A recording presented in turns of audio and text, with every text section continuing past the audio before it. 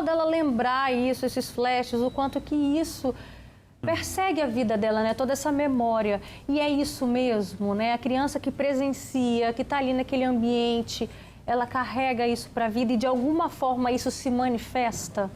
Às vezes a gente menospreza a importância da infância, porque a infância não é algo que passa.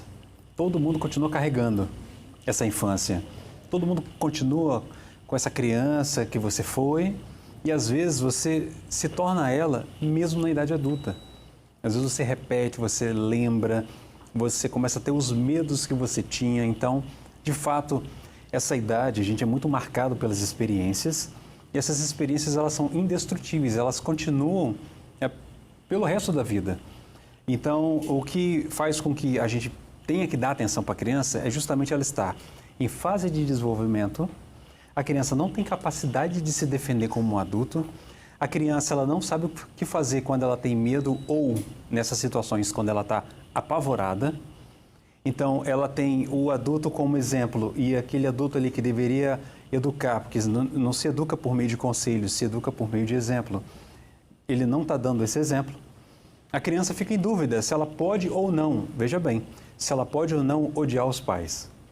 E para não ter raiva do pai, muitas vezes, a criança acaba imitando, repetindo o comportamento e ficando igual. Ela pode crescer assim? Ela pode crescer assim, não é uma regra, não é um padrão, né? Porque às vezes você demonstra angústia, nem sempre, de modo entristecido, isolado. Pelo contrário, às vezes você pode demonstrar angústia de um modo agressivo, de modo a ter uma hiperatividade. Então, tudo isso marca o comportamento. E o que é interessante é, a criança que demonstra esses comportamentos, no fundo, Roberta, ela está pedindo ajuda. Ela não está ali tendo esses comportamentos porque ela é mal educada, porque ela é grosseira, por causa disso ou daquilo, né? É preciso fazer essa leitura. Então, fica assim essas marcas e, principalmente, é mais comum que essas marcas, na vida adulta, compareçam quando a criança cresce e começa a se relacionar com outras pessoas. Para ter namoro ou no relação no trabalho.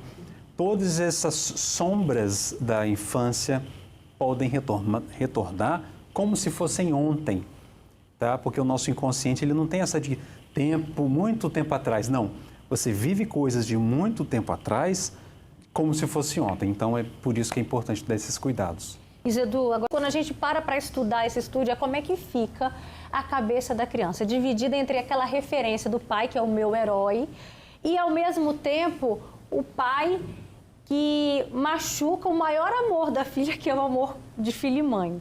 Como é que fica? Como é que essa criança cresce com isso?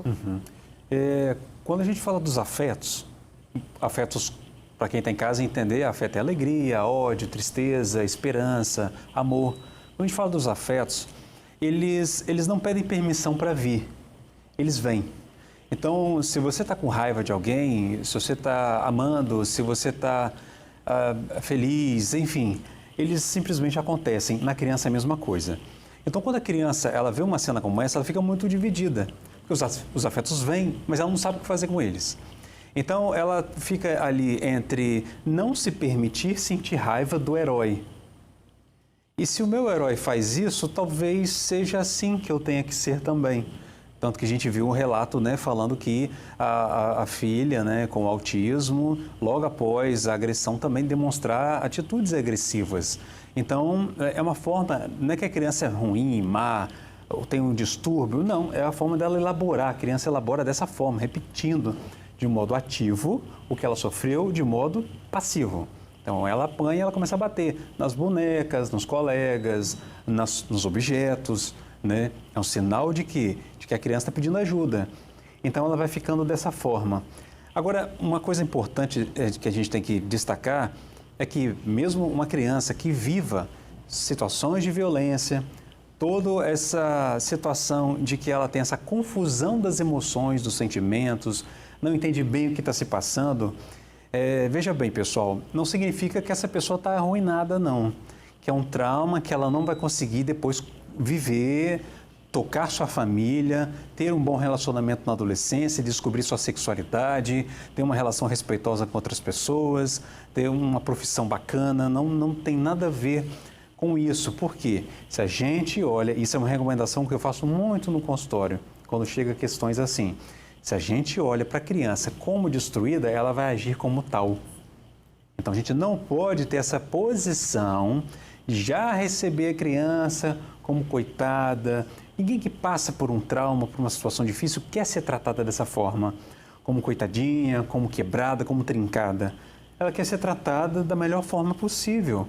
Que ninguém fique medindo palavras ou esforços, ou achando que ela está ali como se fosse uma porcelana. Então, os cuidados têm que haver, mas saber que é possível sim superar, por pior que seja, não quer dizer que vai esquecer, tem nada a ver com isso, mas que é possível você tomar novos rumos, criar sua própria família, criar sua própria vida e seguir os seus desejos. Olha só, então é até uma